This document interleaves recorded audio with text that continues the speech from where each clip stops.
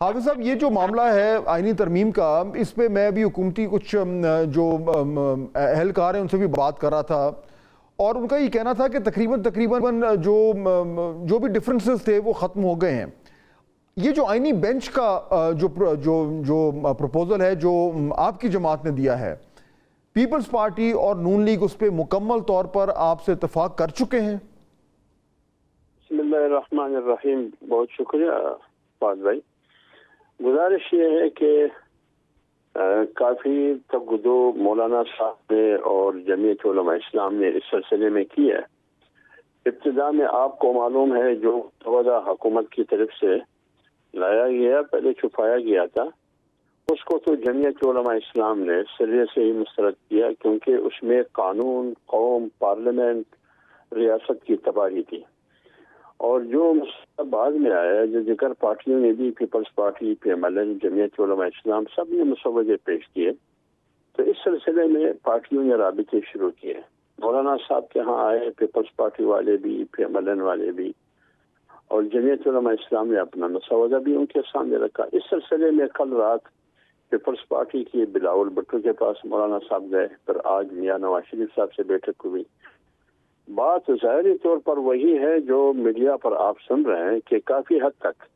جمعیت علماء اسلام، Peoples party اور پی M L N یہ مسودے پر متفق ہو چکے ہیں، جس میں ابتدائی جو بات تھی سب سے بنیادی وہ تھا آئینی عدالت یا آئینی بینچ۔ جمعیت علماء اسلام کا موقف یہ تھا کہ آئینی بینچ ہونا چاہیے۔ اب یہ بات تو نہ مولانا صاحب نے ابھی تک اعلان کیا ہے، نہ بلاول نے، نہ پی ایم ایل این نے، لیکن باتیں یہی نہ ہمیں بتایا گیا ہے۔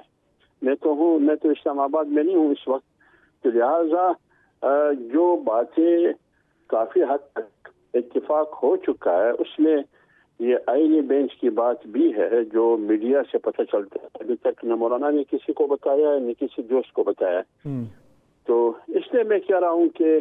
اگر یہ اتفاق رائے بنتی ہے، جمعیت علماء اسلام کی کوشش بھی یہی ہے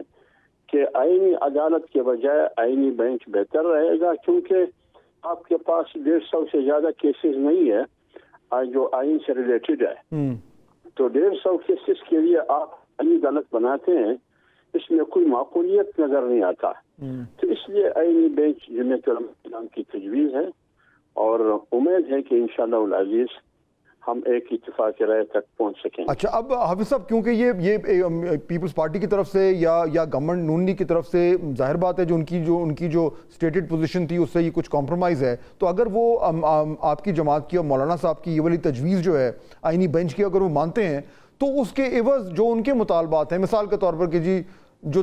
چیف جسٹس بننا ہے وہ 3 سینئر موسٹ میں سے کوئی ایک اور ہو، اور اس طرح کے، تو ان کے کون سے مطالبات ہیں تو آپ کی جماعت مان چکی ہے یا ماننے کو تیار ہے؟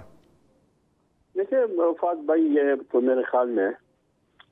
جیسے آپ یہ سوچ رہے ہیں کہ وہ کون سے مطالبات ہوں گے، کھوج لگانے کی کوشش کرتے ہیں، تو پارٹی بھی اسی کوشش میں ہے کہ کسی کو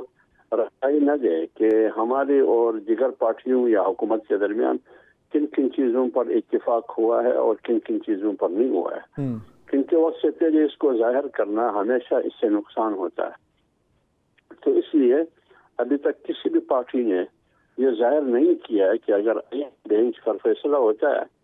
تو پھر کیا ہوگا، جو کچھ لو اور کچھ دو کی بات کی جاتی ہے۔ لیکن ایک بات ہم آپ کو بتائیں گے کہ جمعیت علماء اسلام کا موقف یہ ہے کہ جیسے کہ مولانا صاحب نے سندھ میں میرپور خاص کے جلسے میں کہا کہ وہ کام میں نہیں کروں گا جس سے آئین کا چہرہ بگاڑ سکے، یہ میں نہیں کروں گا۔ لہٰذا ہم نے جو بھی کرنا ہے آئین کی روح کے مطابق کرنا ہے، جو بھی ترمیم ہم نے کرنا ہے، جو بھی ترمیم ہم نے پارلیمنٹ سے پاس کرنا ہے، لیکن اس کے لیے اتفاق رائے کی ضرورت ہے۔ ہم کسی کو بائی پاس نہیں کریں گے، نہ چھپائیں گے۔ تو ابھی آج پی ٹی آئی سے ان کی نشست تھی، شاید نشست ہو چکی ہوگی، مجھے پتہ نہیں ہے کیونکہ میں باہر ہوں اسلام آباد سے، تو لہٰذا یہ اب وقت سے پہلے میں یہ تفصیل نہیں بتا سکتا ہوں، نہ مجھے یقین جانے معلوم ہے، لیکن نہ وہ بتاتے۔ ٹھیک جی حافظ حمداللہ صاحب بہت شکریہ، ہمیں جوائن کرے تھے ناظرین، JUI کی جو موقف ہے وہ ہمارے سامنے رکھ رہے تھے، اور ان کی باتوں سے بھی لگتا ہے کہ تقریباً جو ہے وہ معاملات سیٹل ہو چکے ہیں یا ہونے جا رہے ہیں۔